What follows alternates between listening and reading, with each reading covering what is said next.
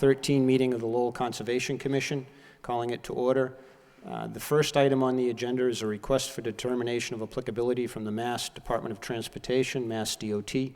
Project location is Princeton Boulevard. It's sidewalk repair, including wheelchair ramp installation, tree removal, stump grinding, repaving, and curb resetting at 3 locations along Princeton Boulevard between Whiteman Street and Windsor Street across the Black Brook and within a 100-year floodplain and wetland buffer.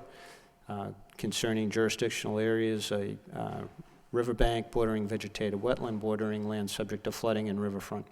I understand that the DOP has requested a continuance. What I'm going to do is hold that because they were somewhat uncertain. We'll put that on till the end of the meeting. So we'll table that for the time being. If you have a electronic device, kindly turn it off or silent. I forgot to mention that. Sir? Sir? Sir, take your conversation outside of the meeting room, please.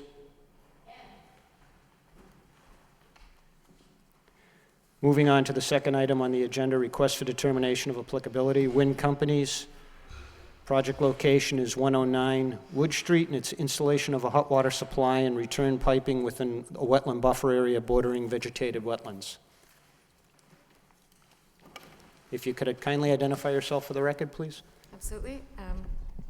My name is Vivian Kimball with VHB. I'm here on behalf of our client, Wind Companies.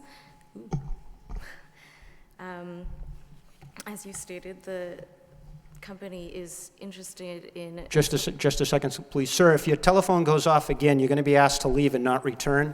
Okay, kindly turn that on to silence. You disrupted the meeting. I will not tolerate that a second time.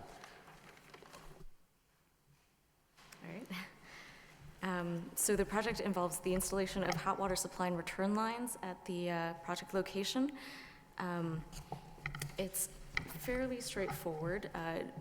Does the commission have figures on hand? You're all familiar with the site. So you can see on the figures that there are 10 locations where they're intending to connect the pipes between buildings, and it will generally involve trenching and installation of the pipes, and then backfill and restoration to whatever the existing conditions were, all within the course of one day. So there should be no stockpiling, there should be no long-term storage of any materials on site. The work is all within, it's just on the border of the 100-foot buffer zone. We've tried to keep everything either at the 100-foot line or outside of it. And as you may have seen, the figure there uses a survey and wetland line based on an existing plan that was done by Civil Designs in 2000. And VHB did go out and confirm that the wetlands were there and that the conditions had not changed significantly since that time. But we did not do any further delineation. So the buffer zone line is an estimated buffer based on the existing plan. And at this time, I can take any questions if the commission... Yeah, if you could pull the microphone down a little sure. bit. It sounded like it was feeding back, so I was trying not to... Could you... Now, are you going to be doing inline trenching and putting the piping in and then just regrading right over it? Exactly, yeah. It'll be all done within the same day. Okay, so you're anticipating the entire project to take a day? For each location would be, so I'm not sure how many would be done within a day, but they anticipate the entire project would probably take about 8 weeks, but within each trenching location, they can finish that within a day, so there would be no overnight storage of any materials on site. Okay, so there'll be no stockpiling of... Exactly. Okay, right. All right. I have no further questions. Commissioner Varner?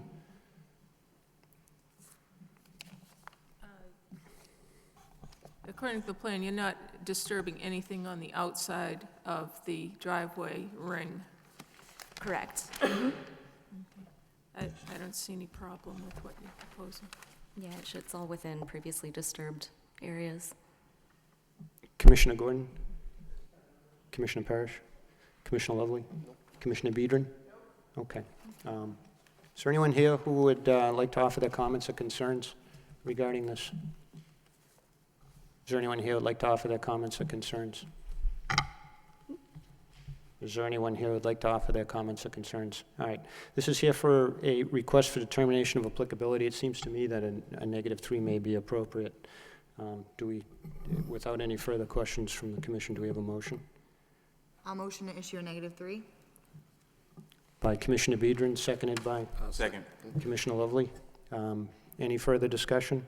All in favor signify by saying aye. Aye. Aye. Aye. Opposed? The ayes have it. All right. Thank Okay, you. thank you. And if you could just kindly notify our office prior to your trenching? Oh, absolutely. Okay, thank you.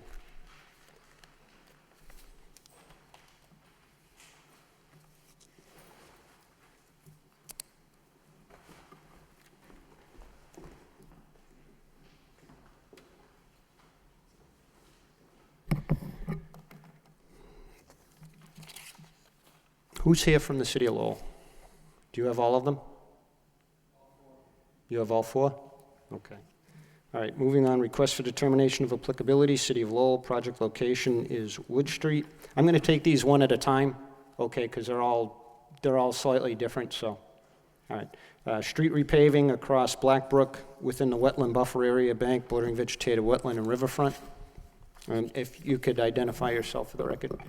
My name is Ron LeBrecq, City Engineer's Office, and I have 4 projects. On Wood Street, we're going to reconstruct Wood Street from Middlesex Street to Westwood Street. We're going to have to do some curbing and some sidewalks and road pavement.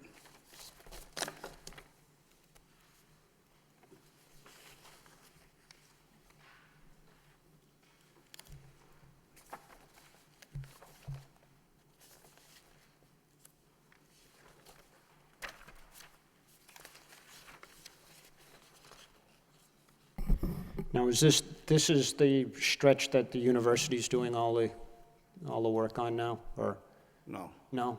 this is from the Rourke Bridge, Oh, Middlesex Street. all right, that's, okay. Wood All right, Street. all right, good. Wood, I'm thinking of the wrong street, so. Okay. Okay. Are we changing any grades? No, the Eh, grades will stay the same. Are you widening the footprint at all? Only near Westford Street, we're going to add curb to the, on Kearns' property where the old house is. How far out are you? Probably to the stairway that's at the house where there's no curb. We're going to continue to curb to Wood Street. Okay, that's not floodplain there, so. No. And we'll add sidewalks on at least the Princeton property side, from Market Basket side to Wood Street, to Westwood Street, that right side. All right.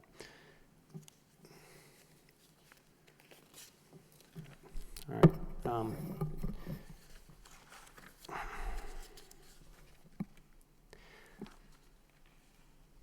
The process that you're using, what are you grinding down, We're taking repaving this- with same materials, or? Yeah, we're taking 1.5 inches off the road, and we'll repave after the curb and sidewalks are done.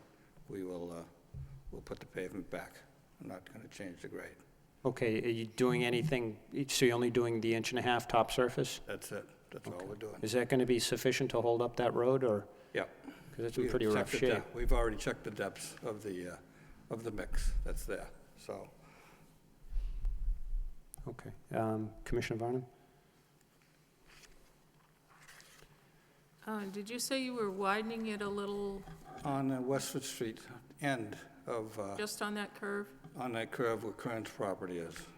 So no widening where the culvert is? No, we're not touching that. There's curb on both sides. We're not disturbing any of the curbs. We're just gonna grind out the pavement and put the pavement back and add sidewalks to the, it would be the west side of Wood Street. Is there any plan to fence the culvert area at all? There's an awful lot of trash that falls in that It doesn't brook at fall, that point. it's not on our plans to do that. You had some extra chain link somewhere. I can ask the commissioner, but I don't know if we could add it, so I'll ask him about it. Because, you know, that it's so shallow there, and it's such a flooding hazard. And a lot of the And people things do. get piled up at that culvert, it A causes lot of people who problem. do the shopping come by and just walk and throw it over the edge too. So I don't know how you do that, so Well, we'll have to see. it isn't quite so easy, maybe. I know it, Did you say sidewalks on one side? one side. I'd like to know when you're going to start so I can avoid that area completely. Well, in some areas, sometimes in the paving, we'd like to do it at night, just to, Oh, that's a good idea. just to alleviate the traffic problems. I can't imagine trying to work on that road. It's hard, I know. Thank you. You're welcome. Commissioner Gordon? Commissioner Parrish? Commissioner Lovely? How long do you expect this project to take? Well, I have, I think the contract calls for, I think it's 18 months. So it's a $2.1 million job for the contractor. So it's not just for Wood Street. It's Princeton Boulevard. It's all the streets. The other ones you'll be talking about in a minute. It's a lot. Are there any storm drains along there, Along where? along Wood Street that, you know, where you're gonna be regrading that, Just the catch basins. Catch basins probably tie into the brook itself on the storm drain. The storm drain that's along Wood Street and Princeton Boulevards. and those will just be protected during the regrade? Yeah, we'll cover all basins, because it's curb to curb, we're not going anywhere with it. And when we start to pave, we'll cover the basins before Okay. we paved anyway. All right, that was gonna be my next Yeah. question. No further questions, thank you. Commissioner Bedrin? What kind of sidewalks are you putting in? There'll be concrete, because concrete is, it's only like $20 difference. Will it be like a Price-wise. granite curb? It'll blend with the granite curb, yes. Gotcha. All right, I was going to get back to the catch basins and keeping those protected. Yeah, we'll cover them all the time, yes. All right, do they need to be cleaned out also? Or is that part of the usual city's maintenance? That's the maintenance thing with wastewater. Wastewater has to do their own cleaning of the Because that's a basins. fairly, that's a fairly Separate- low-lying Separate thing level. so- altogether, yeah. Okay. All right, is there anyone here who would like to offer their comments or concerns? This is regarding the Wood Street repaving? Okay. Is there anyone here who'd like to offer their comments or concerns? Is there anyone here who'd like to offer their comments or concerns? All right. Do I have a motion on this? Move to issue a -3 on this, with the condition that the catch basins be protected during the work sequence, and that the possibility of chain link fencing be I can talk to the commissioner about that. along the culvert The area. culvert area, Be considered on both sides. I'll ask him about it. Second. Seconded by Commissioner Parrish? Yep. Okay. Any discussion? All in favor signify by saying aye. Aye. Aye. Opposed? The ayes have it. All right. You're doing all of them? Yeah, just stay there. Let me call it. A notice of intent, City of Lowell, concerning DEP file number 2060713. Project location is 381 to 705 Pawtucket Boulevard, street repaving within the 100-year floodplain and wetland buffer, bordering land subject to flooding and bordering vegetated wetlands. And I'm going to ask you to identify yourself for the record again. I'm Ron LeBrecq, City Engineer's Office for the City of Lowell. On Pawtucket Boulevard, we're going to repave from Old Ferry Road down to about 500 feet just east of Bedford Avenue, on not eastbound and westbound, both sides. We're gonna grind out 1.5 inches off the pavement and pave and repave. We'll cover the basins, storm drains during the milling operation, and then cover them again when we go to pave. We're not adjusting the structures, they stay the same.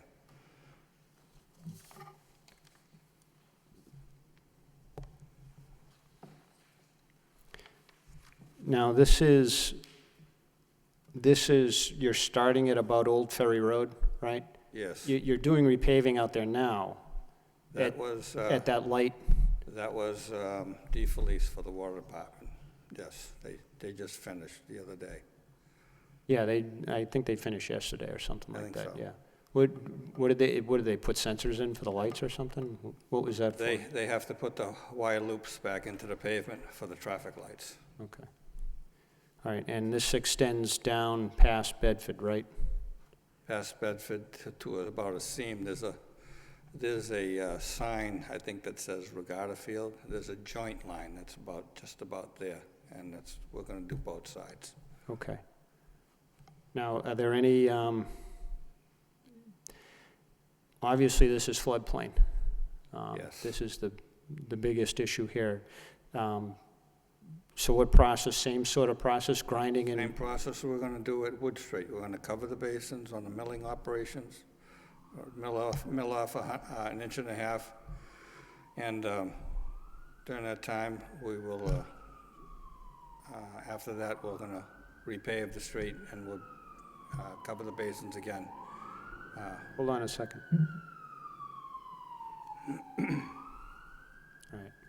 All right. We'll repave the street without adjusting the covers. So the covers are gonna stay the same, and the basins stay the same, and we'll be just repaving to the existing structures. Are you bringing any excess materials in? No, No, you're just regrading, repaving in place? that's it. Okay, there's no grade changes, no elevation Grade- changes? No grade change and no elevation changes. You're not widening the roadway at all? No, we just have to put the wire loops back in because we're gonna grind up the wire loops Okay. anyway at the traffic light. Any, how about, what about north of Old Ferry Road? Is that section going to be repaved at all? That is state road. That's not the city road. That's the state highway from there? State highway. Okay, because, State I mean, hi- that was repaved, and then they chewed it all up, and now it's terrible. From Old Ferry Road to the Tingsboro line is Yeah. a state road. It's not the city's. It's too bad that couldn't have all been I know. coordinated. I mean, that's ridiculous out there now. All right, so there's no widening or anything? No, we Like have that. curb on both sides and inside edge, outside edge is what that's it. Okay, slope. is it going to be like addition, I'm pretty sure there's sidewalks on both sides. There is. Yeah, is There's it, curb on both sides too. right, okay. Okay, all right, no, Commissioner Barnum? Will you be stockpiling any materials nearby? No, in the trucks, all trucked away. Commissioner Gordon? So there's no concern with anything flowing into the river from the Nothing at proximity? all. Okay. Commissioner Parrish? Commissioner Lovely? Commissioner Bedrin? All right, and just a second, is there anyone here who'd like to offer their comments or concerns regarding this filing? Is there anyone here who'd like to offer their comments or concerns? Is there anyone here who would like to offer their comments or concerns? All right, we have a DEP file number. Do I have a motion to close the public hearing? A motion to close the public hearing? By Commissioner Bedrin, seconded by Second? Commissioner Gordon. Any discussion? All in favor signify by saying aye. Aye. Aye. Opposed? The ayes have it. All right, do I have a motion regarding this? I'll offer a motion to approve the project with a standard Lowell order of conditions, with the, I guess, a special condition, kind of consistent with what we did with the last project, just to ensure, make sure that you cover the catch basins during the milling operation. Second. By Commissioner Parrish. Okay. Any further discussion? All in favor signify by saying aye. Commissioner Parrish? Aye. Commissioner Gordon? Aye. Commissioner Varnum? Chair is yes. Commissioner Lovely? Aye. Commissioner Biedron? Aye. Okay, it's unanimous. All right, stay there. Let me call the next one. Moving on, notice of intent, City of Lowell, concerning Mass DEP file number 2060714. Project location is 1 to 42 Davidson Street. Again, that's 1 to 42 Davidson Street. And it's regarding street repaving within a 100-year floodplain and wetland buffer bordering land subject to flooding and bordering vegetated wetlands. And Ms. LeBrecq, if you could kindly identify yourself for the record again. I'm Ron LeBrecq. I work for the City of Lowell, City Engineer's Office, and we're going to reconstruct Davidson Street from East Merrimack Street to the bend in Davidson Street at the parking lot. We're going to put in new sidewalks, new concrete sidewalks, wheelchair ramps, and street lighting, and repave the street.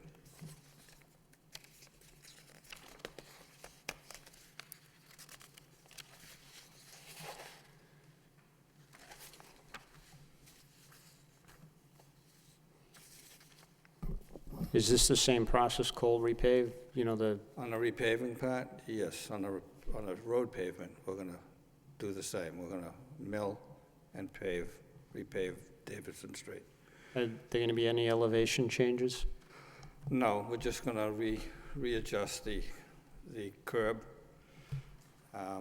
for the sidewalk, proper sidewalk pitch for the wheelchair ramps and driveway openings, that's all.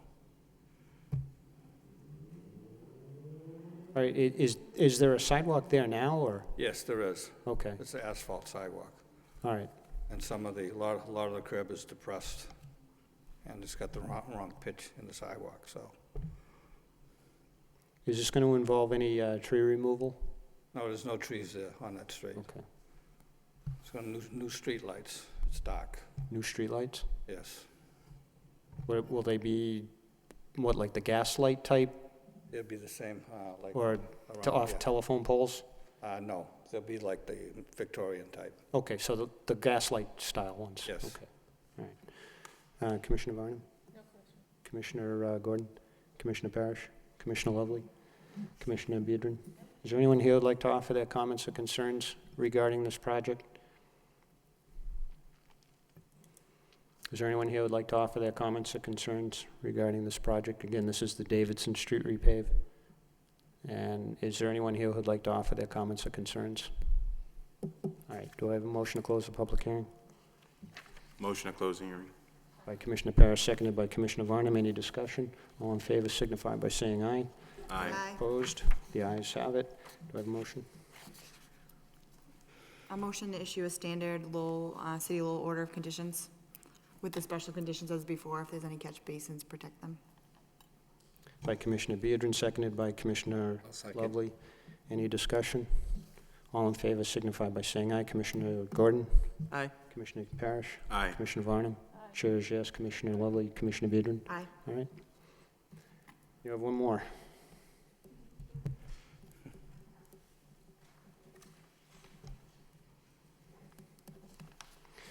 Notice of intent, City of Lowell, concerning DEP file number 2060715. Project location is 41 to 776 Lakeview Avenue. And it's, again, street repaving within a 100-year floodplain and bordering land subject to flooding. And again, Ms. LeBrecq, if you could identify yourself for the record. I'm Ron LeBrecq. I work for the City of Lowell, City Engineer's Office. I have a project on Lakeview Avenue. We're gonna cold plane and repave Lakeview Avenue from just about CVS driveway all the way to about Aiken Avenue, Aiken Street.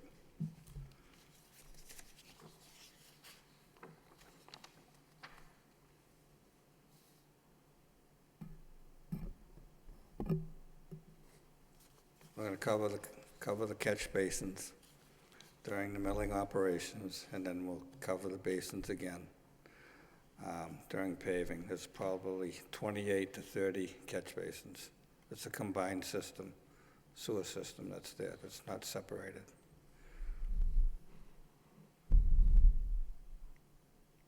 There's no plans to get rid of the interchange with the Boulevard and Lakeview Avenue and those two sets of lights there, is there? That's later down the road. I mean, we could order it, but, That's later down the road. That's being redesigned already. I mean, that's one of the worst traffic I know. spots in the city. Hey, good luck with that one. This is the same process, just grind down and repave?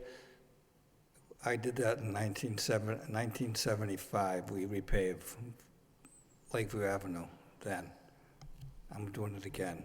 There's cobblestones underneath the pavement. I know that for a fact.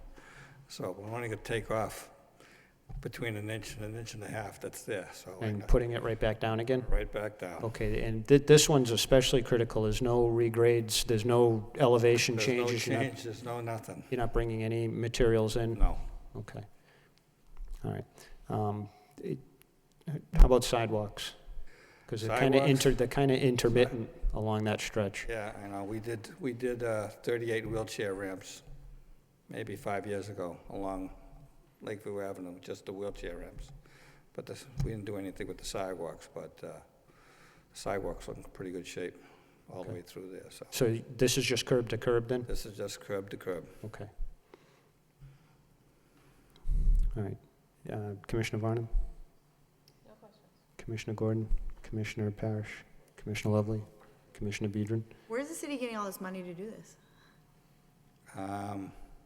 This is Chapter 90 money. This is not city money. Chapter 90? Okay. Yes.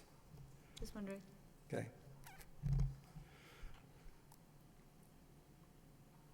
All right. Is there anyone here who would like to offer their comments or concerns? Again, this is Lakeview Avenue. Is there anyone here who would like to offer their comments or concerns? Is there anyone here who would like to offer their comments or concerns? All right, do I have a motion to close the public hearing? I'll motion to close the public hearing. By Commissioner Biedron, seconded by Second. Commissioner Parrish. All in favor signify by saying aye. Aye. Opposed? The ayes have it. All right, do I have a motion? I'll offer a motion to issue a standard Lowell order of conditions with a special condition to protect the catch basins during the milling operation. By Second. Commissioner Lovely, seconded by Commissioner Biedron. Any discussion? All in favor signify by saying aye. Commissioner Gordon? Aye. Commissioner Parrish? Aye. Commissioner Varnum? Chair is yes. Commissioner Lovely? Aye. Commissioner Biedron? Aye. All right, good luck. Thanks. Thank you.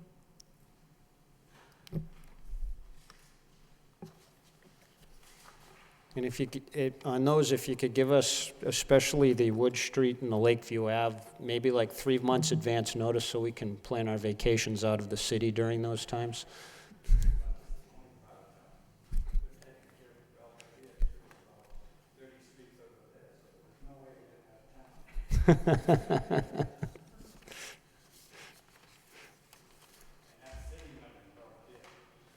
All right, good luck.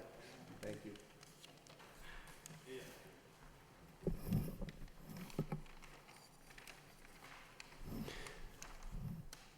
Moving on, next items on the agenda. We have 3 items regarding Swan Street Development Company, LLC, concerning DEP file numbers 2060716. Project location is 160.1 Swan Street, and that's the roadway itself. The next one is concerning DEP file number 2060718.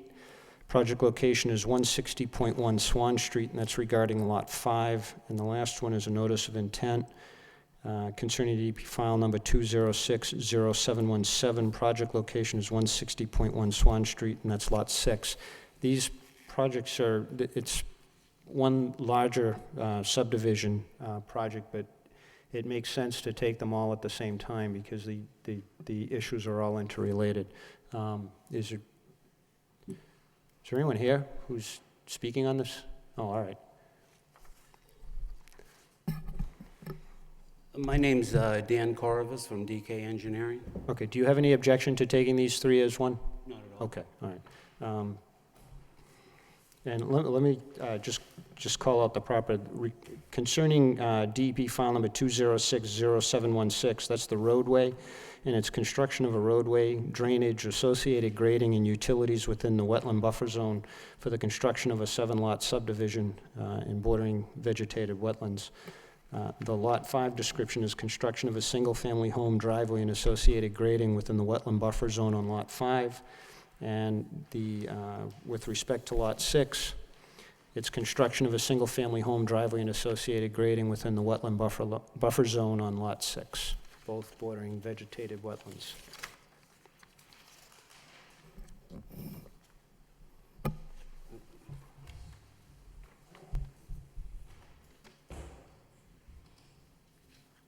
Do we have an, Swati, do we have an easel? Just so everyone can see the plan. I have some smaller, reduced copies of the colored up plans that might be easier for you guys to see. Oh.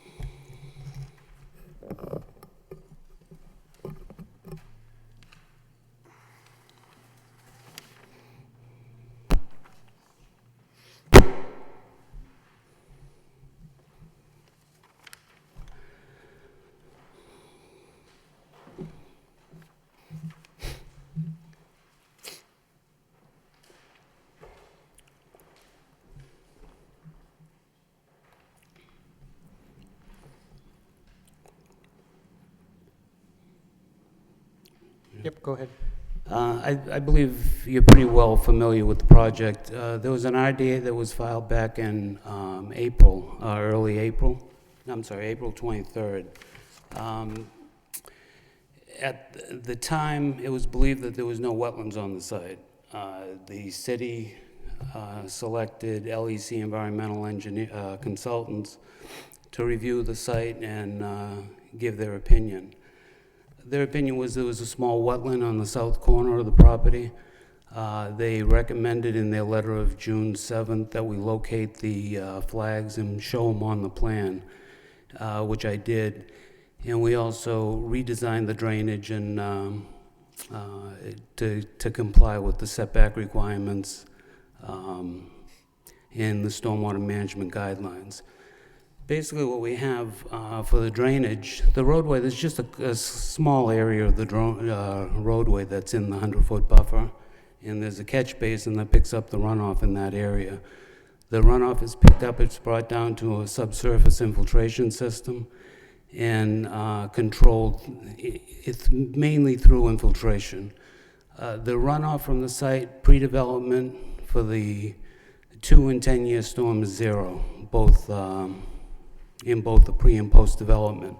We sized the infiltration system so that even in a 100-year storm, the peak rate of runoff pre-development is 0.2 of a CFS, and we sized it so that would be the post-development runoff.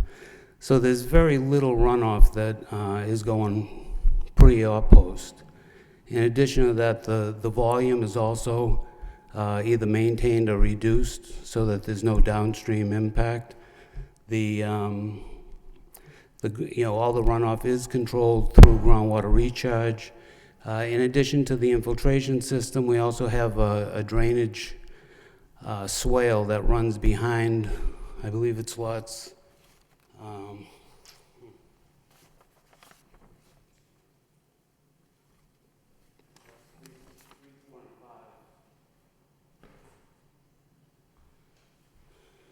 There's an infiltration trench that runs behind lots 3, 4, and 5. Any roof runoff from the roof or from the backyard that goes in that direction is picked up in that infiltration trench and infiltrated. It's a very minor amount, so the trench itself is not that big. And also on 6 and 7 2, 6, and 7, we have rooftop infiltration. With all that combined, we're infiltrating and providing groundwater recharge throughout the site, similar to what's happening now, so that there's no increase in runoff or volume. And as you know before, the site was previously approved for a 2-lot subdivision with a temporary turnaround as a cul-de-sac. The intent was always to extend the roadway, but they were waiting for a zoning change. The zoning was changed. The new lots that are in there are 10,000 square foot lot minimum. The existing 2 that were approved previously were 7,000. So the lots are a little bit bigger. And I think 5 and 6, if you look at them, they're probably 12 and 13 or 14,000 square feet. And that's pretty much the extent. Like I said, we took the consultant's opinion on the wetlands and just went with what they had. All right. The DEP picked this up. I noticed it too, and I believe the city DPD commented on it regarding the infiltrator. As you know, the groundwater elevation was too high, Right. based on the supplied data. And from what I understand from your letter in response to that, but I'm not seeing that we were supposed to get an updated plan with the detail of that. I'm not seeing that. What I did, the primary concern of the DEP was that there wasn't enough information to determine that whether or not the separation was there. What I did is I took the detail on sheet 6, which I have here if you'd like to see it. We weren't furnished with that. I sent it to the city as well as the DEP. I got the comment on Friday, I sent it out on Monday. Did you submit the proper number of copies? What I did was, probably not. I emailed the Because information. I had the original filings. I never got a supplemental no, that was the original filing. The revised one was 7/18. It was Monday, 7/22 maybe. Did we get those? Because I'm not.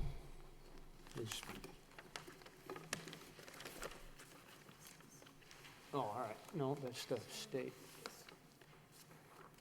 Oh, all right, okay. Just give us a moment here. That's number 1 concern. Number 2, has the planning board approved this yet? No, they haven't. We can't make a determination on this, or we can't until they've finished. Because if they change things around, you're just gonna be coming back here. We went to the planning board before the issue with the wetlands came up. They were happy with everything we had. Then the wetlands came up, they went back and asked for an extension to come through conservation before they closed the hearing, because they didn't want to open the hearing again if conservation had some issues. So apparently we're doing it opposite of the way you would like to see it. All right. My other, and I'm going to get to these in more in depth, but my 2 other comments are and these 2 are related. Why are you not using infiltrators for lot 2, 3, 4, and 5 for the roof drains? Because it's really not necessary. We've, in the infiltration or the runoff from the site in a 100-year storm, I believe it was like 200ths or 400ths of an acre foot. In a 10-year storm, it's 1,000th of an acre foot. To provide additional recharge or to put another structure in didn't really seem to make sense. But you're using them in 1, 6, and 7, though. We did that to provide in that direction to the infiltration system, to reduce the size of the system a little bit. we put those in to help with that. All right, we don't have a lot of detail, and again, this is part 2 of that same question. We don't have a lot of detail about this swale behind 3, 4, and 5, but our experience has been, those don't work. And the reason being is because the new owners come in, they put the grass clippings there, they grade it down, and that's gone within a year.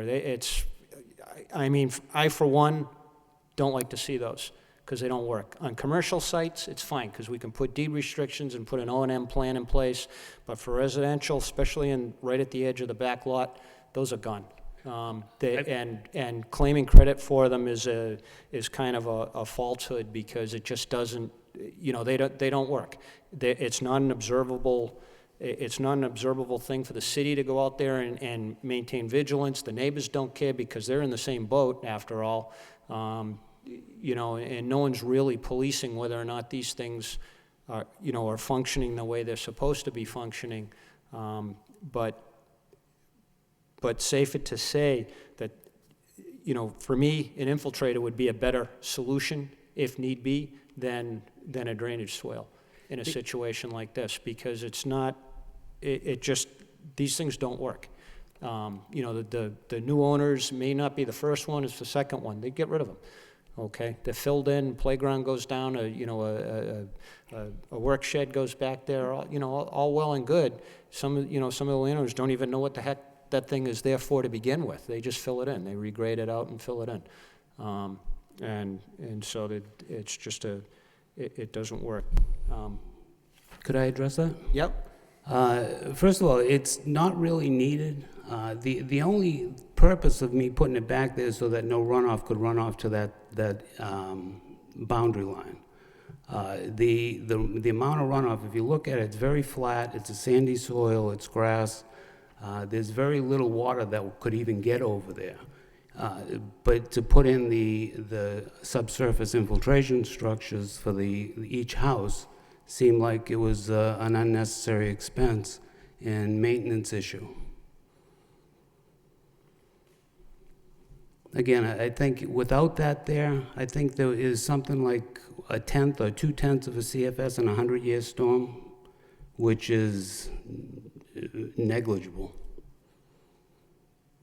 Now, explain how the main infiltrator is going to function. What is that collecting? Because some of your catch basins on now, what's the name of the new street? Asbury Way or? Ashbury Way, yeah. Asbury Way. All right, some of the catch basins are going up to the line Yes, there's a catch on basin. Bigelow Street. Excuse me? Are some of them going up to the line on Bigelow Street? They're going all the way from Bigelow down to the site. Okay, so all the catch basins then are going to be emptying into this infiltration? Yeah. Okay, The explain. roadway comes in and goes down to the cul-de-sac in the back where the catch basin is in the back. We'll pick up the runoff. Is that all surface drainage? Because I only noticed one catch basin. Yes, it's all surface. Again, it's a small site. There isn't a lot of water going in there. In some condition, a catch basin can collect approximately 4 CFS. In a 100-year storm, and that's typically you're designed for a 10-year storm. In a 100-year storm, I believe there's 2.5 CFS going to it, which is less than, it's approximately half of what it can handle. The water's picked up in that. It's a deep sump and hooded catch basin. It's discharged into a manifold system and 30-inch ADS N12 perforated pipe. And there are 6 rows, approximately 50 feet long, with stone in between them and beneath them. This system will infiltrate approximately, I believe it was 2 CFS in a 100-year storm, and store the rest of it, and 2 CFS would leave the site, which is the same as the pre-development. Okay, that's 2 CFS, assuming the catch 0.2. basin is, 4 yeah. CFS, assuming the catch basin is functioning. Mm-hmm. Where it's located is in a prime place for collection of leaves and debris. Right. And my experience with those curbside catch basins are they fail, because no one cleans them out. It's in the springtime, when you have snow melt and runoff, they're clogged up by a little ledge of sand from the sand and salting over the winter. In the fall, during the fall rains, they're plugged up with leaves, and no one cleans them out. Right. You know, you'll probably have the guy at Lot 5 being out there with a rake trying to keep that clean every rainstorm. To me, it makes more sense to move that a little bit more to the center of the circle of the cul-de-sac, you know, where normal street traffic is going to keep it open and clean, and it's going to function appropriately, because otherwise you just have a lot of overland, you know, runoff coming down the street at that point in time, and the catch basin, you know, is not serving its purpose, which then becomes a double-edged sword, because now we have suspended solids going into the wetland, which is exactly what we want to prevent, and we have overland sheet flow. With respect to the infiltrator itself, what type of maintenance is required on that? It's inspected periodically. If over time there's a failure, then it's got to be dug up and corrected. Okay, you say it's inspected periodically. Who is responsible for that? I believe it's if there's a homeowners association, it would be them that would do that, Well, or that that's- would contract somebody to do it. Okay, that's a lot of ifs, ands, and Yeah, I'll that's not something the city typically No. accepts. no. I'm just letting you know that, and it's not something, I quite frankly wouldn't vote to allow this without something concrete in place, that there's either going to be a homeowners association, and this is part of the home, and that would have to be something established prior to Sure. my voting on it. But additionally, or something from the city engineer's office or the city saying that they would accept that, but I doubt the city is going to, you know, I don't want to speak for the city council or the city manager or anything, but it's Right. something that it would be novel if they did. Typically, it is the homeowners association. The applicant's not here, so I can't confirm that with them, but I will and get back to you. Okay, I mean, that's something that's going to have to be set up and put in place Yeah. and be a part of this filing, if that's There's the an case. easement that encompasses everything out there.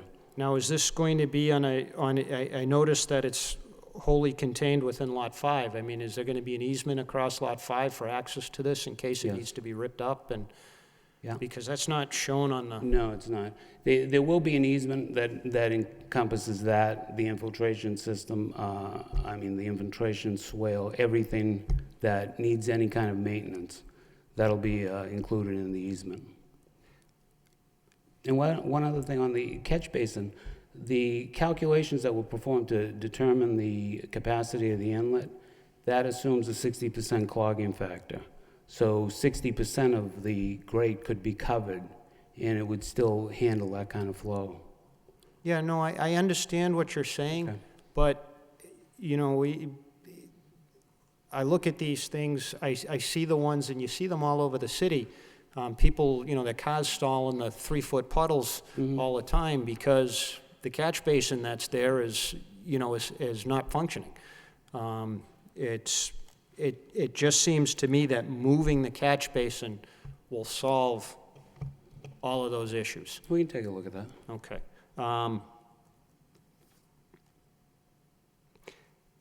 Your characterization, getting back to the infiltrator location being on Lot 5 and the easements, we typically don't see that. What we typically see is the infiltrator being on its own lot, which in this particular case would probably necessitate the removal of Lot 5, and that, you know, you could expand Lot 4, maybe Lot 6, but the infiltrator itself would be its own lot.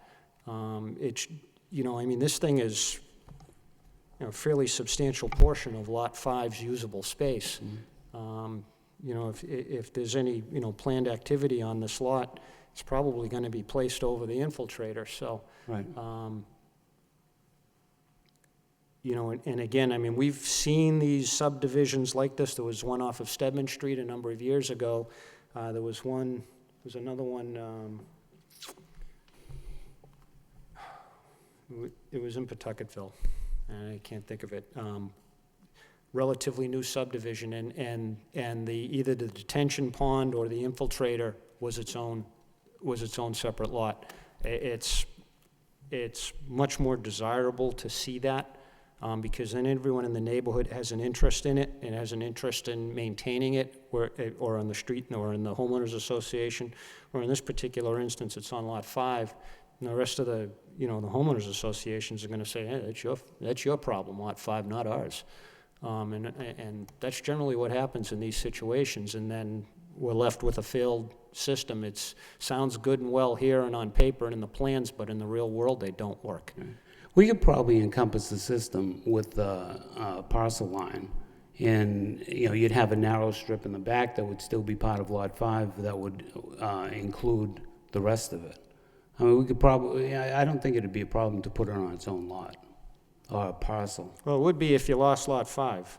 Or Yes. Lot 5 just became the infiltrator. But I don't think you'd have to. I think we could get a line through there. The reason why I did it the way I did is because this is gonna be a grass area above it, and like you said, it will be usable area, and the people that own Lot 5 would use it as part of their yard. Matter of fact, I do all the plan reviews in Middleton, and I just got one where they're trying to do that with a detention basin. They want to take half the detention basin, and the guy wants to use it as his yard. And they're proposing something similar to what I'm doing. Commissioner Varnum?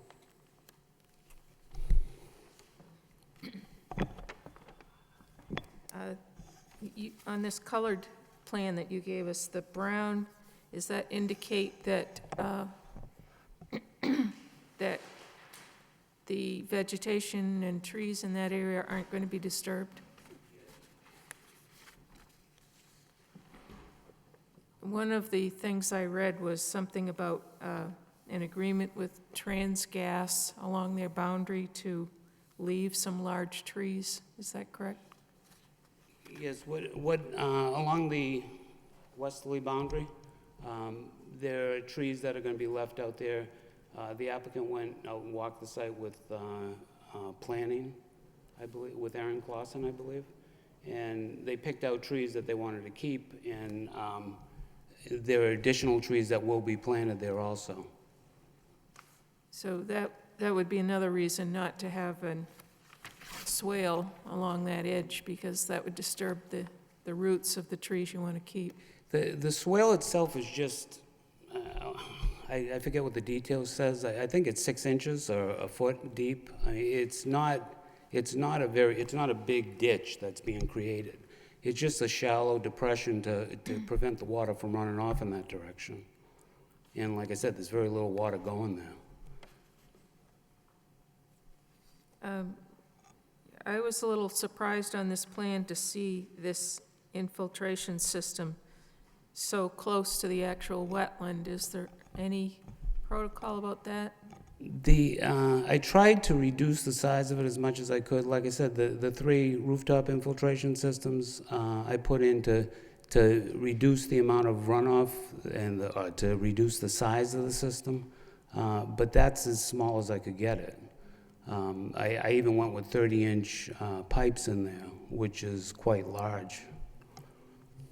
Because it sits up 2 or 3 feet higher than the wetland, is that correct? Yeah, and maybe a little more. Probably 5 or 6 feet above it. What's to keep that slope in place? It's Keep it from collapsing into the wetland? It's a 3-to-1 slope that would be seeded and stabilized with vegetation. It's typical to a detention basin or an infiltration basin. The stormwater management guidelines for them recommend that you have a 3-to-1 slope, and that's what I've held in there.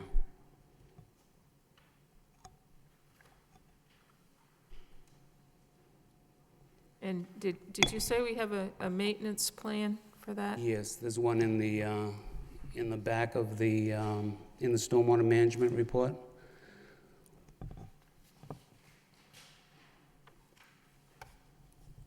I think I would agree with the chair that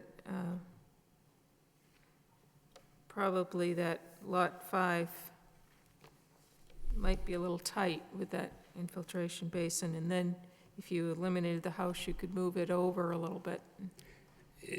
There really isn't any other place to move it to. If we go further, we don't want to go any closer to the wetlands. I meant the other direction. Towards, and eliminate the house, that would be a problem A problem in what way? for me, me and my client. What we'd end up doing is losing the lot. We'd have to eliminate that lot.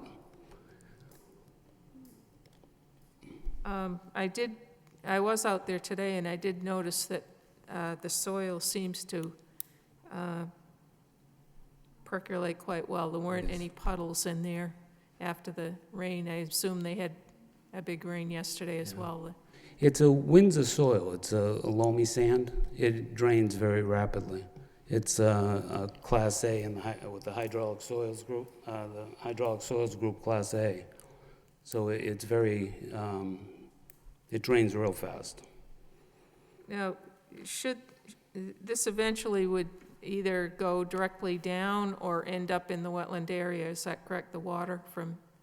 The design that we have and the size of the system, as I was saying, in a 100-year storm, 0.2 of a CFS can leave the system, which is minimal. In a 10-year storm, which is 4.5 inches of rain, there's nothing coming out of it. And in a 2-year storm, there's nothing coming out of it. So if we had 6.5 inches of rain, which is a 100-year storm, you'd have a very little amount of water coming out of that. So on the surface, there's going to be no depression or anything, it's No. going to be perfectly flat? No, it might be crowned a little on top or sloping a little bit on top, but it's just going to be a grass area. Mhm. That's all I have for now, thank you. Okay. Commissioner Gordon? I have to agree with the concerns over the placement of Lot 5 and the house itself that were stated earlier, but I have no further statements. If I could say something, the setback requirements for stormwater management are met with the setback to the subsurface infiltration system. So we set it up so that it meets the stormwater management recommendations.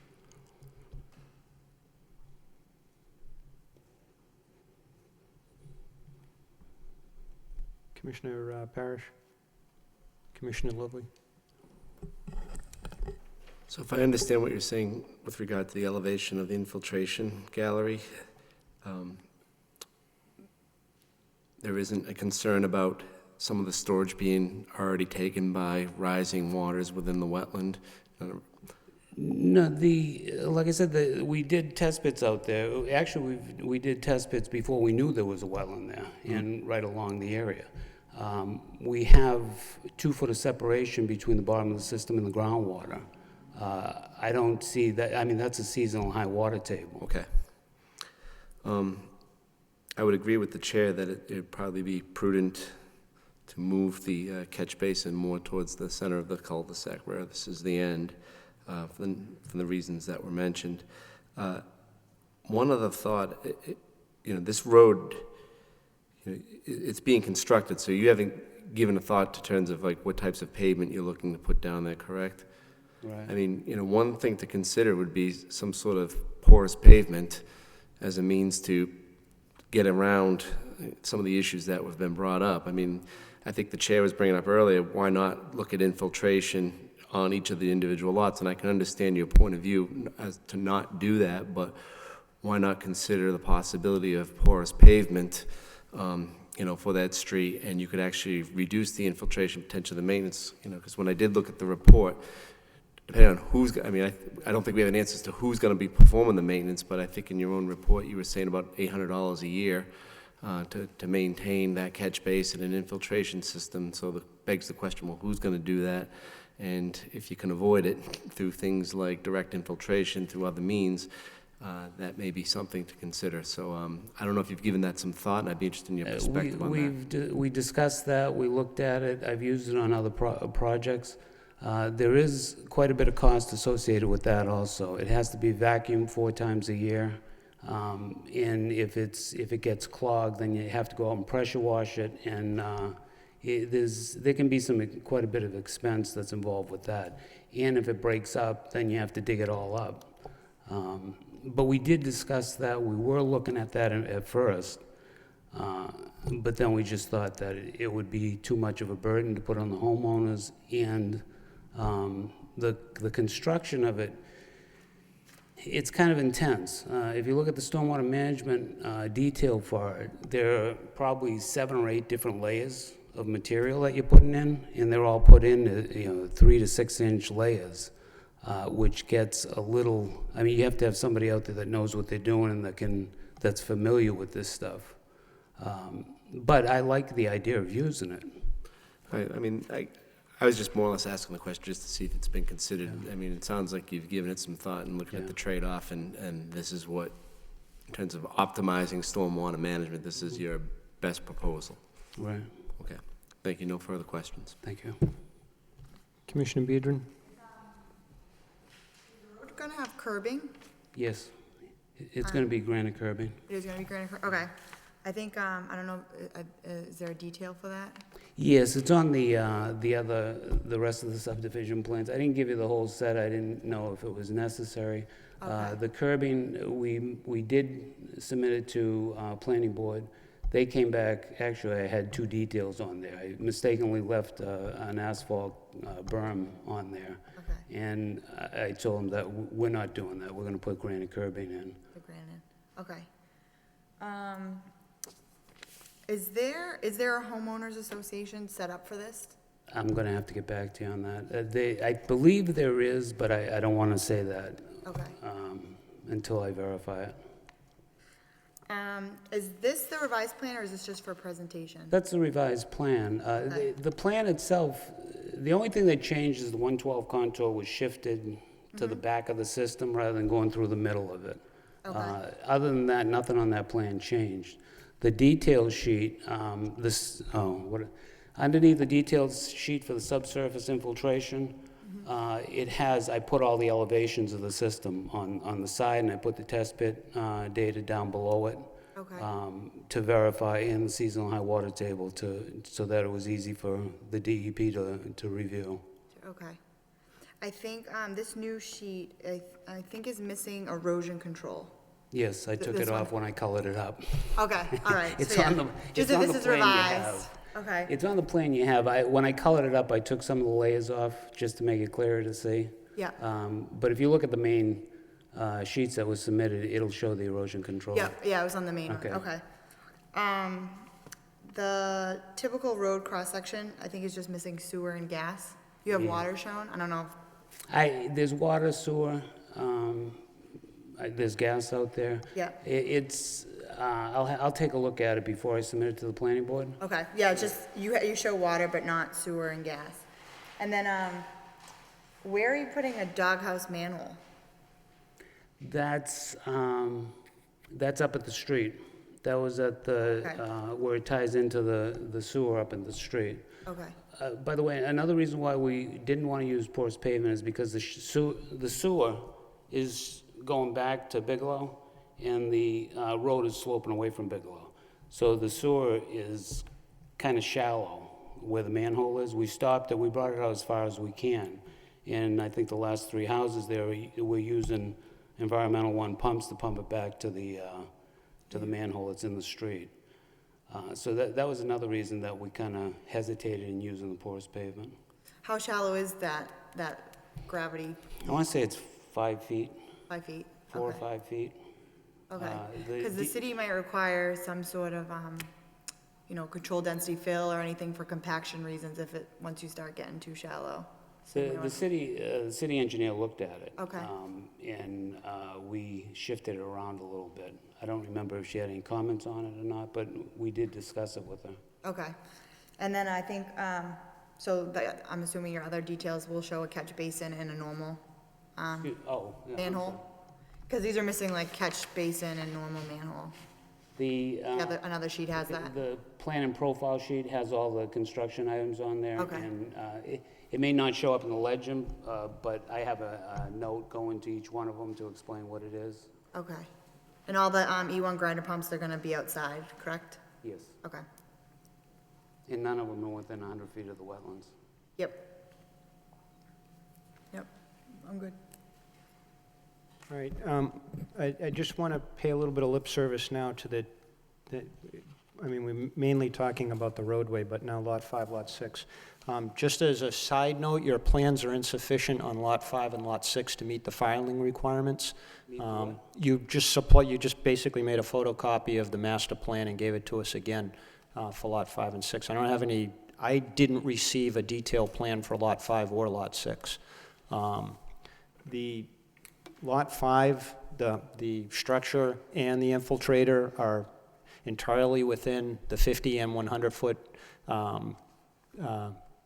buffer zone. You have to show us your setbacks, you have to show us the lot size, you have to show us the exact footprint of the foundation. You can't just draw a square on a plan and say, this is the proposed location. Because we've had way too many times where the as-bills come back and the building's in a different location. Okay. And, it generally the order to rip the house down and start over again never happens. So we, as far as Lot 5 goes, we're gonna need a detail. Lot 6, not so much, because the structure is outside of the 100-foot buffer zone, but the driveway is, and the I would imagine, southwest portion of the lot is also. So, some details, at least with respect to that, but also with respect to the location of the foundation and the size of the foundation.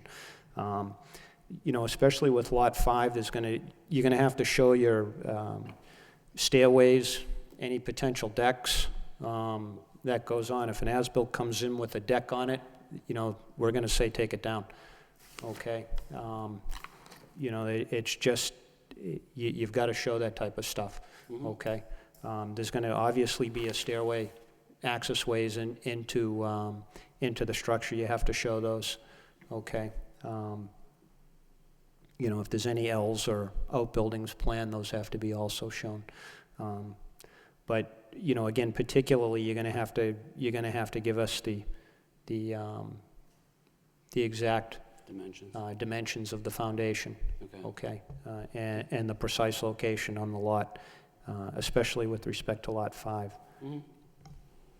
Did you say something about Lot 6? Yeah, I'd like to see it, again, the structure appears to be outside of the 100-foot buffer zone. Okay. However,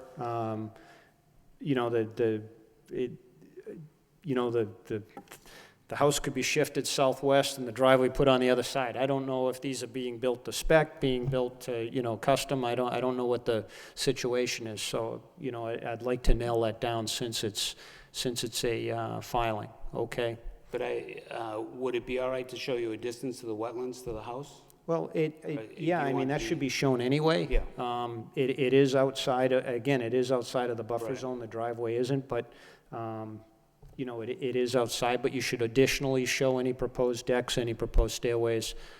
Again, those are two filings. I know the DEP didn't have any comments on those, but it's most critical with respect to Lot 5. What I'm going to do at this point in time, if there's no further questions from the commission, I'm going to open it up for comments, but just with the understanding that we've requested, some substantial additional information, and I would assume that you're going to be coming back with, further details on the plan showing those, so it will be continued. But what I would like to do now is open this up for comments of concerns. If anyone would like to offer their comments or concerns regarding these three projects, and again, we've taken them all together. So, if you have a particular comment about Lot 5, or a particular comment about Lot 6, or a particular comment about the roadway, kindly identify that. It's not, again, it won't be held against you one way or another, but if it's particular as to one of the three filings, that will help in the event that there's, any after action after this, so it stays within the appropriate filing. You know, again, Lot 5 is a separate filing, Lot 6 is a separate filing, and the roadway and the infiltration system is a separate filing. So if anyone has any comments or concerns, kindly approach the podium, identify yourself for the record. I'm Ken Harkins. I live at 110 Bigelow Street, and I heard the chairman say that if they had a homeowners association, that they needed to come in with a different plan for the city to approve it. That was also something that was brought up at the zoning board, and they told the same thing, and they said there'd be no homeowners association there.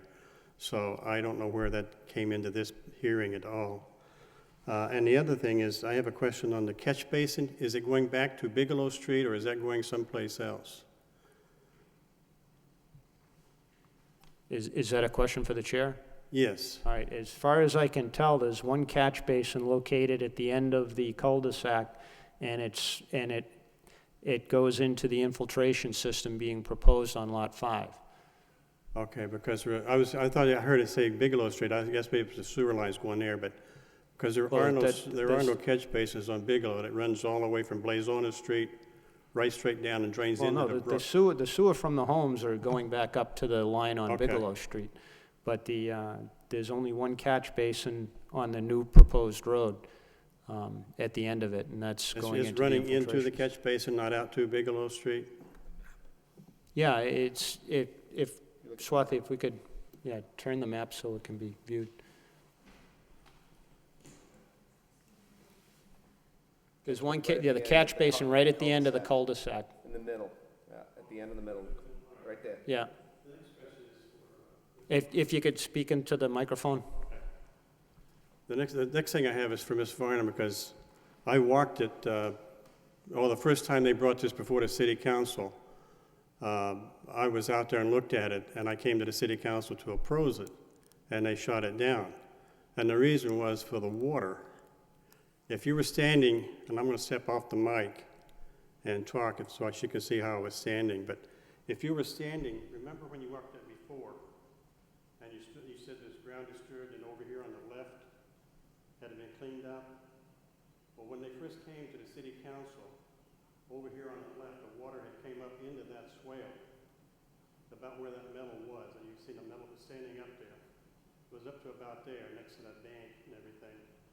And where I was standing looking at Transgas, a corner of Transgas, there was a depression, and it was full of water, which they had filled at this point. That was under the guise of checking for swampland. That's what I wanted to report, because the drainage is going to be coming from Blazona Street all the way through that wetland, all the way through the wood, coming down there, draining through the ground, just like it does on Bigelow Street. The same basic slope and everything, coming all the way from Blazona's on down into the brook. And I don't think we had the 100-year rain that he was talking about when they first came here, because it was a wet year, but there was a lot of water back in there, about Lot 4 and Lot 5. So I would hope that if they build, or when they build back there, that do the disclosure to the people buying, that they tell them they could float away. Thank you. Thank you. Is there anyone else who would like to offer their comments or concerns? Yes, Swati, can we move okay. My name is Christopher LaValle. I live at 10 Edgewood Street in Chelmsford. I have a number of concerns. I've recently moved there with my family over the past year, and I have a number of concerns about this plan since I've been researching it. The first is that it seems like all 6 lots are funneling all of the rainwater towards the wetlands and towards the Chelmsford side. So if there's any catch basin or infiltration basin failures, it would not impact the homeowners in that area. It would impact us on the Chelmsford side, who are right near the wetlands. So I have some concerns about that, especially since that wetlands does have a history of flooding. The recent rain that we had, it didn't flood but we do have to keep in mind that we had a long period of heat and drought before that rain. So of course the ground was not saturated already. In addition, I have some serious concerns about the maintenance of that infiltration basin. Again, the homeowners in that area are not going to be affected by any failures of that basin. It would be the people on the Chelmsford side of the wetlands. In addition to that, that's a very heavily wooded area right now, and that provides significant noise filtering from the trans-gas operations at night. And any development in that area would certainly thin out those trees and increase noise.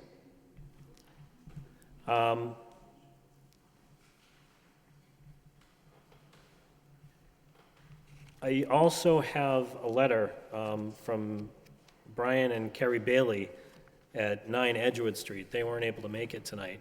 And I'd like to read the letter from them, if I may. To all those concerned, this letter addresses 2 of our major concerns regarding the development of the land adjacent to Bigelow Road in Lowell, Mass., specifically drainage and noise pollution. As longtime residents of an abutting property, we believe our concerns warrant the utmost consideration in this matter. Firstly, the drainage. This land slated for development is a natural drainage for a number of businesses and residential properties in the area. As a 14-year resident of this neighborhood, I've seen a number of attempts by local businesses to mitigate drainage problems surrounding the property in question. Most of these attempts result in flooded parking lots and residential basements, as well as extensive damage to the natural surroundings. On a number of occasions, we ourselves have had water in our basement, and we personally know of several neighbors who have suffered more severe flood damage. As a resident who is downhill of the proposed development, I can be sure that displacing more water will greatly exacerbate an existing flood problem. Secondly, noise. There is a large number of businesses on Industrial Ave in Lowell which generate high levels of noise. Most notably, Transgas at 87 Industrial Ave East. This company repairs, fills... All right, sir, I'm actually on the noise issue, I'm going to cut you off because we can't do anything about that. Okay. That's not one of our jurisdictional areas. Okay. Okay. Not that I don't care about it, we just can't do anything about it. Okay, I Okay. understand. So, again, the major concern that we have is specifically the maintenance of that infiltration basin, and as you also noted, the catch basin is not really in front of any driveways. It's at the end of the street right now, so no one's really going to be bothered in that area if it does get stopped up and flood the roadway, because it's not really bothering anyone's home in that area. So I do have some concerns about that. Thank you. This is part of Lowell's secret plan to send all our water into Chelmsford, so, no, I'm serious, but, no, You did mention the one possibility of relocating that infiltration basin, and I noticed that behind Lot 3, there seems to be some space there that it might be possible to move it to, and that would keep it pretty far away from the wetlands.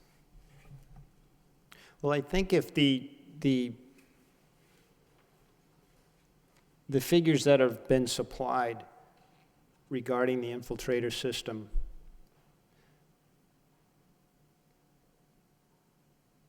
the recharge, even in the event of a 100-year event, seems to be more than adequate to handle what's coming off the impervious areas that have been created by the site.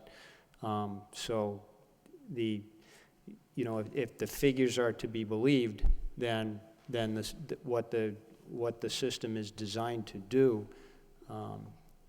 at least on paper, should function. However, I, for one, and again, this was back to the engineer, it would seem to me that a system of perhaps 2 catch basins or movement of the catch basin would be a better solution, because we see these curbside catch basins all the time, and we see them just there's a dam of sand around them, a dam of leaves, twigs, muck and other debris that gets washed down and around them. It only takes a quarter of an inch, not even a little bit of a lip on the interface between the pavement and the catch basin, and it's just, it's not one event, it's accumulated. And it just, everything runs there, and then it just doesn't run there anymore, and it just, so as I said, on paper, it looks great, but in reality, they don't seem to function all that well when that happens. And, I understand even if it's 60% clogged, it's still supposed to design, but it seems to me that when you have an opportunity to design it from scratch, you do it. And you try and maximize the potential. I mean, to be honest with you, I'd rather see 2 catch basins, because there's always a backup. You could site one, more towards the north of the cul-de-sac, and another one more towards the south of the cul-de-sac. They could run in line. They don't even need to run separate lines, And to me, that would seem to function much better than just the single curbside catch basin.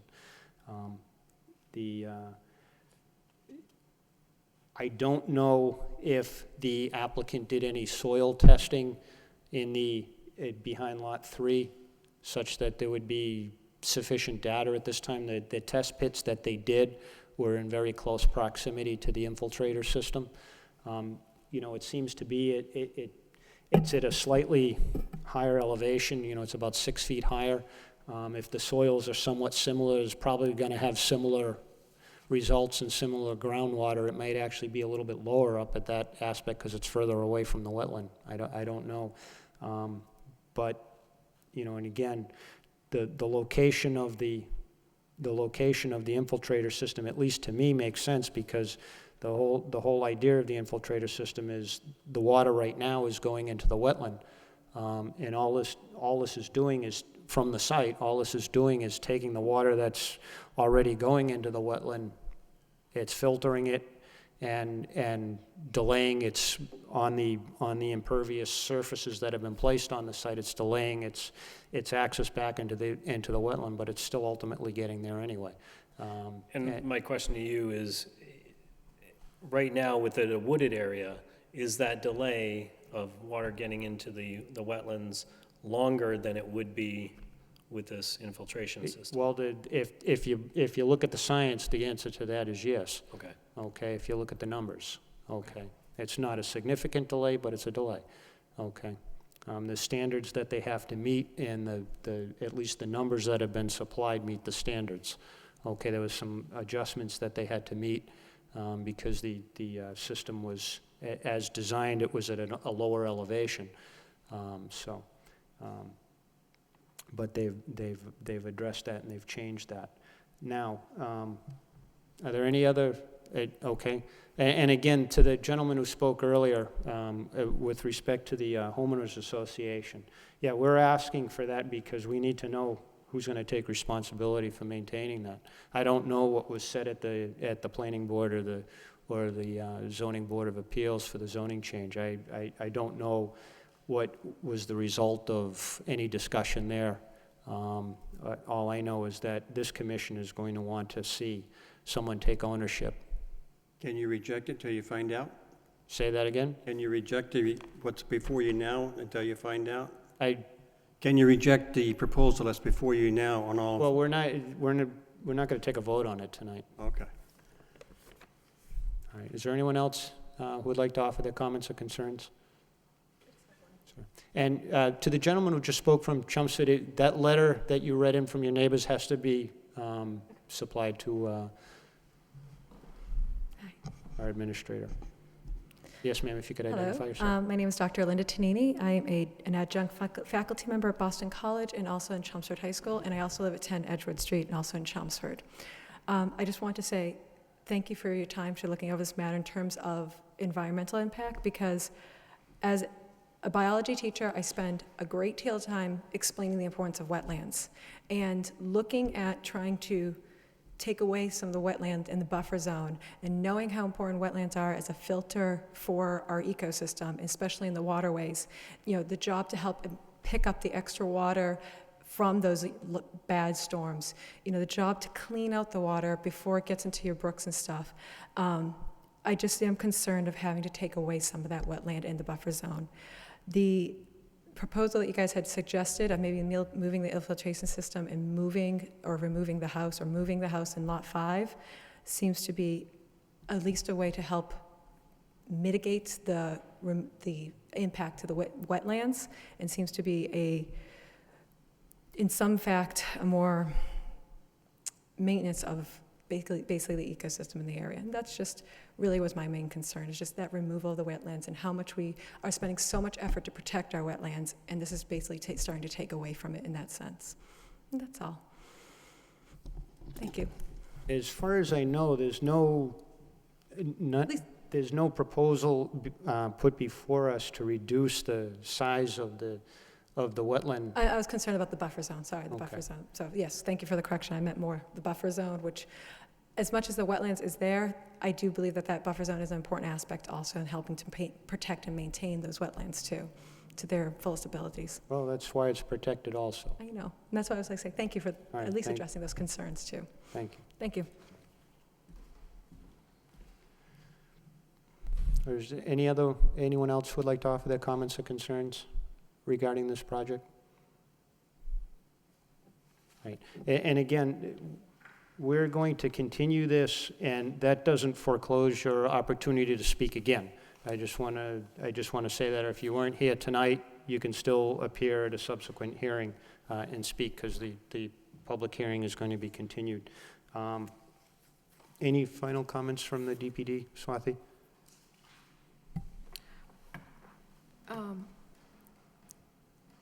The planning board hearing for this has been continued to their meeting on August 19th. And our next Concom meeting is August 14th. And the reason why they postponed it to such a longer date. Was to wait for us. Yes. Yeah, okay. Well, I mean, may or may not be done by then, so Sure. it depends on the type of information that we get back from the applicant. All right, any further questions from the commission? Maybe that's a question to the applicant. If we were to continue this to the next hearing on August 14th, does that give you sufficient time to respond to the concerns that were brought up tonight? Yes, there's very little that needs to be changed on the plan, from what I can say. So I don't see that being a problem at all.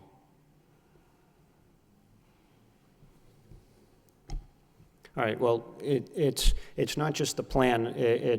I took some notes during this. I mean, for one, we're going to need to see something concrete with respect to establishment of a homeowners association and a setup for who's going to take ownership for the operation and maintenance and continuing costs, of the infiltrator system. The second thing is, I think you need to relook at the, no other commission members commented on it, and I'll take that they agree with me, although I'm probably assuming way too much, about the swale behind 3, 4, and 5. I really do think, obviously that was necessary to direct drainage and keep it on site as opposed to putting it off site. You really either need to look at some roof infiltrators in those areas, or some other way of tying that impervious area back into the master system. I don't know, I don't want to tell you how to do your job, but in my experience, those minor grade swales do not work, and we have very little opportunity to investigate and to keep those things functioning. It's a design function. It's designed to meet the stormwater management and best practices, and in my opinion, they do not work. They work on paper. They don't work in real life. That's fine. It may be, like I said before, it may not even be necessary. I'll check the numbers again. If it's not necessary, we'll just eliminate it. See, it's very flat in the back there, and the only impervious area going to it is half the roofs. And the last two things that I have is when we need details for Lot 5 and details for Lot 6. And I really think you should take a second look at eliminating Lot 5 and using that for the infiltration system, and moving the infiltration system more towards the north of, basically where the house is.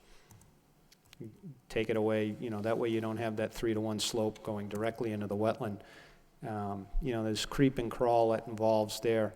Wetlands tend to expand and contract on their own design.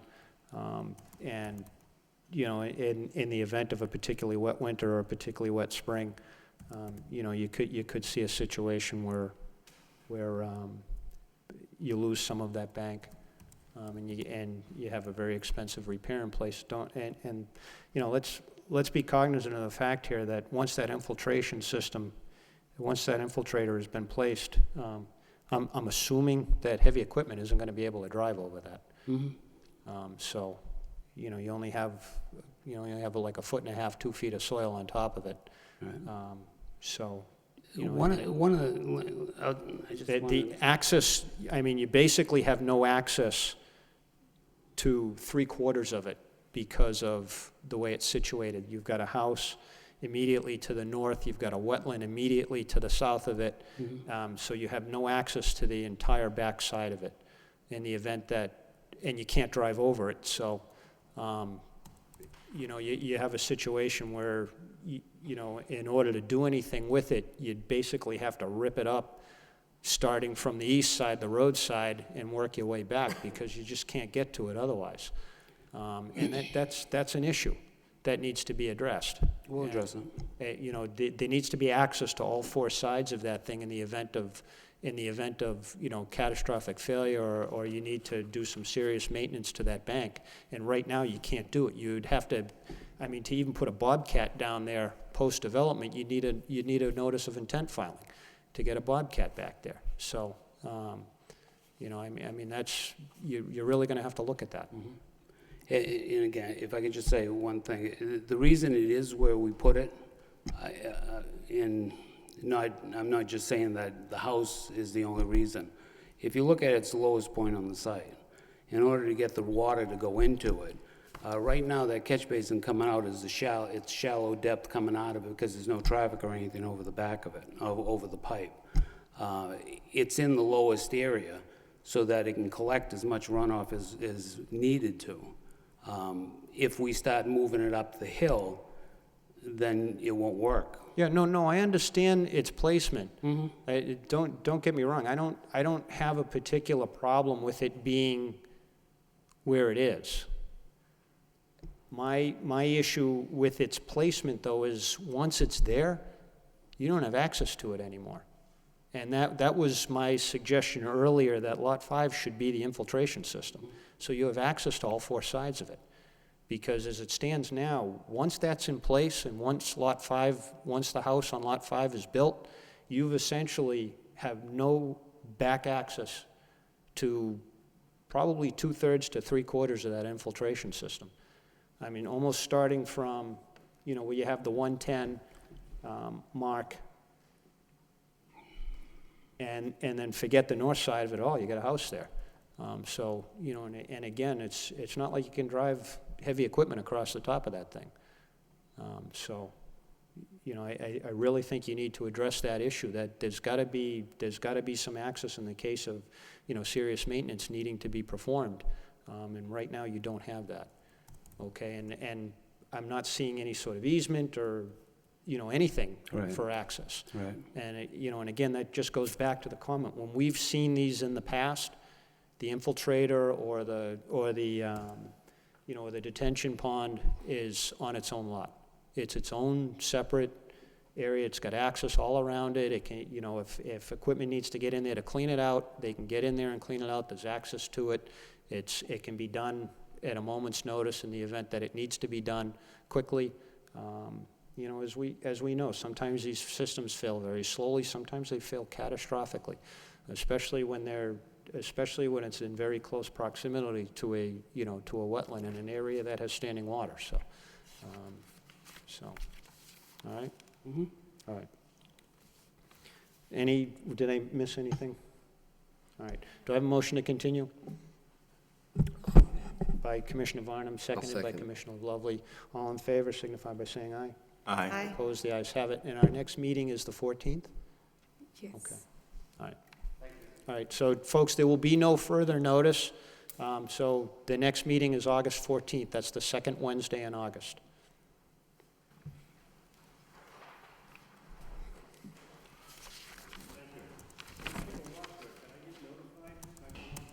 There will be no further notice.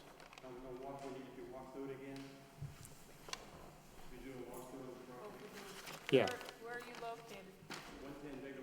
If you could supply your information to our administrator after the meeting, or you can email.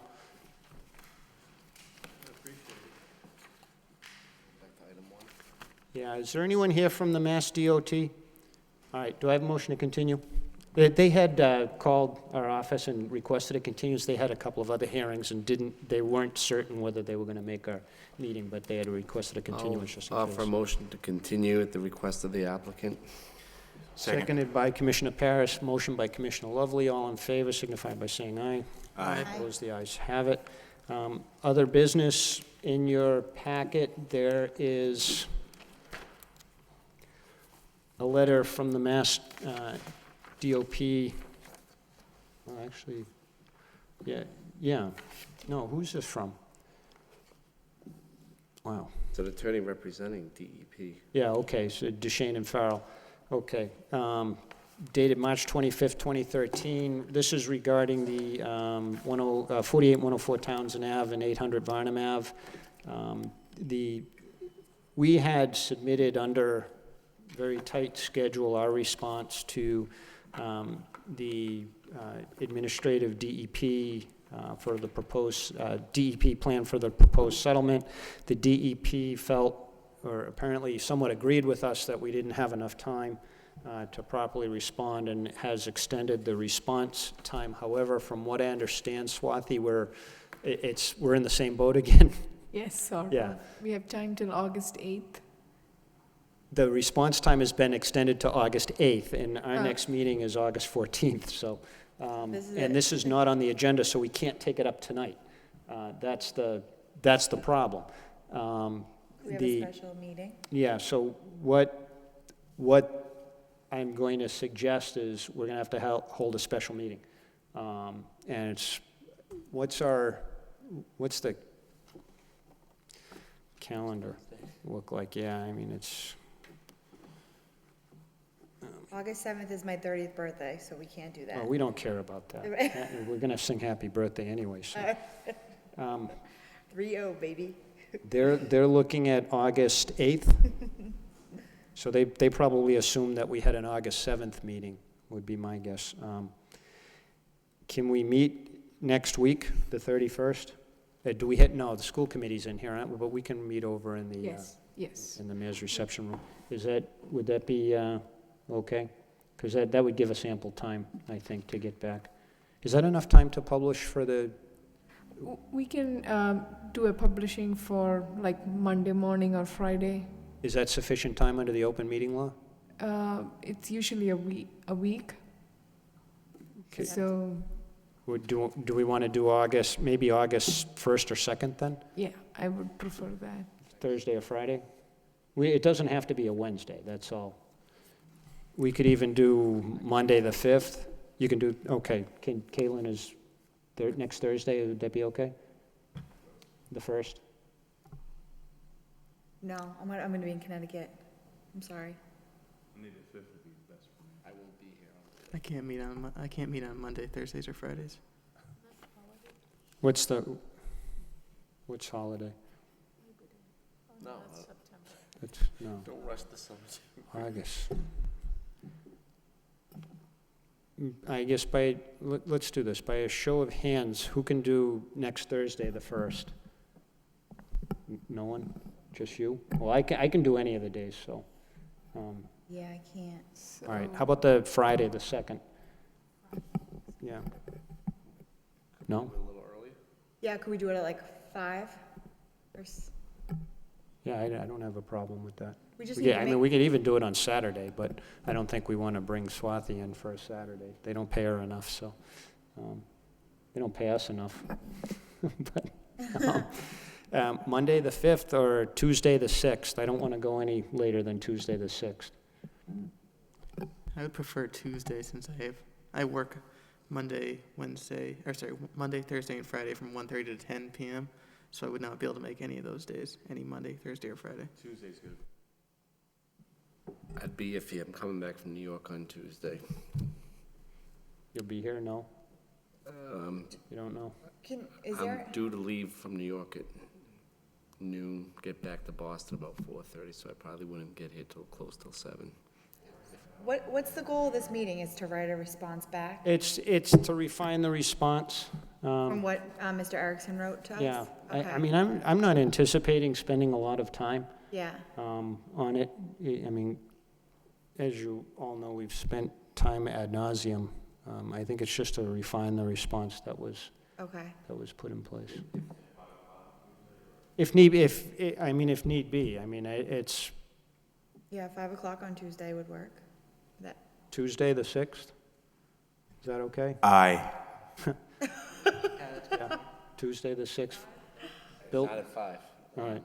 I mean, we can do, so, looking at his response though, a lot of it looks like, do we need to do some like research? Because he's, there's a few things that he said Yeah, that well, the we are research- incorrect. yeah, the research can be done by, the actual fitting it into 310 CMR and the Wetlands Protection Act can be done by the office, but Okay. Can I ask a general question, just from a quick look at this? It seems like a number of the responses are basically saying it's outside of our jurisdiction and therefore a moot point. And I would argue in some cases that there could be a difference of opinion, because if there's a potential impact to the resource, regardless of whether the issue at hand would appear to be jurisdictional or not, I think we could make the argument that it would be jurisdictional. And I guess I'm trying to get a sense of how much do we need at our meeting to have that debate back and forth. Case in point, I'll give you a for example. I mean, I think a lot of the responses focus on the location of the trailer, permanent versus temporary, proper elevation, not how it's anchored, and we raised significant concerns about that thing becoming a potential impact to the resource, because if it becomes floatable, it could impact the resource in addition to the homes, nearby homes. So I would argue that it could be jurisdictional because of the potential impact to the resource if that thing becomes, a movable float, so to speak. And I just would hate to see us getting back and forth, or a legal back and forth, is it jurisdictional or not? Could we just kind of state our position, whether we think it's jurisdictional or not, and then from there focus on some of the other issues that may be more substantive, I think. Maybe I'll defer to our counselor chair here. well, I'm, again, not counsel for Right, the understood. commission, but the answer to that is, to your last two questions, yes and yes. As far as the difference of, it's not jurisdictional, it is jurisdictional, is, we can argue that it is, and the applicant can argue that it's not, and ultimately the admin at DEP makes the finding. So it's, we're just advocating a position at this point in I time. mean, and I just bring that because I think it'd be more constructive to just focus on those issues where there's a fundamental disagreement, and kind of minimize the amount of effort we put into the debate with the applicant as to whether it's jurisdictional or not. Because I think, to your point, we can certainly craft our own position, and if DEP agrees, fine. If not, we respect their determination. All right, so can we go later on the 6th, on Tuesday? Was there a reason for 5 o'clock? Okay, if we do, Yeah, I mean, Yeah, basically, my gym class. I'm coming home from New All York, right, so can we do the later after 5, the better Can we do chance I have. 7 o'clock? Can we do So 7 o'clock on the 6th? I should be able to Sorry, make it by but 7. I think we get better attendance from everyone, even from the public, because it's tough to make a 5 o'clock You're right. hearing. So, I mean, I think the Liquor Commission fought with that for a long time, so, but I think for a public board, it makes a lot of sense to meet when people have a chance to get home and have a light snack and then head into the City Hall, so. So Tuesday, the 6th at 7. Tuesday, the 6th at 7. Is that okay, Swati? And that gives us 2 days to respond, and, Yes, and we won't have any problem Right. with the legal ad. okay. Okay. All right, motion was by Commissioner Gordon, I believe, Second. seconded by Commissioner Parrish. All in favor? Aye. Opposed? The ayes have it. Okay. So just one thing, when we do come to this meeting, Swathi, there's just some references in here that he's saying we're incorrect. Is there any way that you or somebody can look into this? Yes, Aaron is actually primarily addressing those, trying to make sure, by point, what they have claimed, whether we have substantial material to support us. If not, Okay, so we'll have that information. Yes. Okay, great. What he's planning to do is basically have that, sent to you prior to the meeting, and, as long as we keep all the communication public public information addressed to public, that should be fine. Okay. All right, any other business? Okay. The emergency cert that was on the connector for the cave-in, that's been completed. They did a nice job out there, so just difficult area to work in, so I'm glad that was done, because that was pretty serious.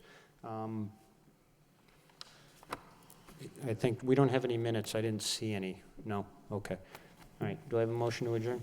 Motion to adjourn? Second. Commissioner Lovely, seconded by Commissioner Biedron, all in favor. Opposed, the ayes have it, and good night.